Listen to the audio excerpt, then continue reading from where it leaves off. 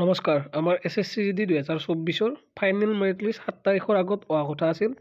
আজি 8 তাৰিখ পৰিলে, ফাইনেল মেৰিট লিষ্টৰ যিহেতু একো খবৰ নাই, তো তাৰ বাবে সকলোৰে চিন্তা হৈ থাকে নিজৰ নাম আহিবনে নাহে তেনেকুৱালৈ। তো তাৰ মাজত আজি এখন আমি লেটাৰ পালোঁ। এইখন মই ষ্টাডি ফৰ ড্ৰিমছত পালোঁ, তাৰ পৰা মই শ্বেয়াৰ কৰিলোঁ। আৰু এইখন হ'ল আমাৰ BSF কেম্প এটাৰ অফিচিয়েল লেটাৰ, যিটো আমাৰ ৰোজগাৰ মেলা হ'ব তাৰ ৰিগাৰ্ডিং ইয়াতে কিবা কিবি তথ্য আছে, কিন্তু মেইন ইম্পৰ্টেণ্ট আমাৰ SSC GD 2024 ফাইনেল মেৰিটৰ কথা।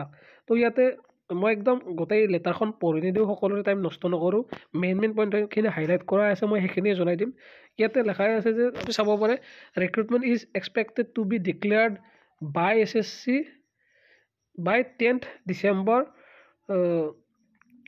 বাই অৰ্ডাৰ MHA। তো ইয়াতে 10th ডিচেম্বৰত ৰিজাল্ট ডিক্লেয়াৰ কৰিব বুলি মানে ইয়াতে লেটাৰখনত লিখা আছে। আৰু এপইণ্টমেণ্টবিলাক ৰোজগাৰ মেলাত যিহেতু দিয়া হ'ব, আৰু এপইণ্টমেণ্ট দিয়াৰ ডেটটো 23 ডিচেম্বৰ 2024 শ্বেডিউল কৰা হৈছে। আগতে ৰোজগাৰ মেলাৰ ডেট 21 ডিচেম্বৰ আছিল, কিন্তু আমাৰ মেইনলি GDৰ ৰিক্ৰুটমেণ্টটোত অকণমান লেট হ'ল।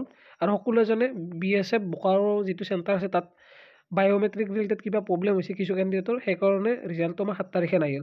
আৰু এতিয়া আমাৰ ইয়াতে এই লেটাৰখনৰ মতে 10 তাৰিখে আমাৰ ৰিজাল্টটো দিব। আৰু এইটো লেটাৰখন 100% ৰিয়েল লেটাৰ হয়।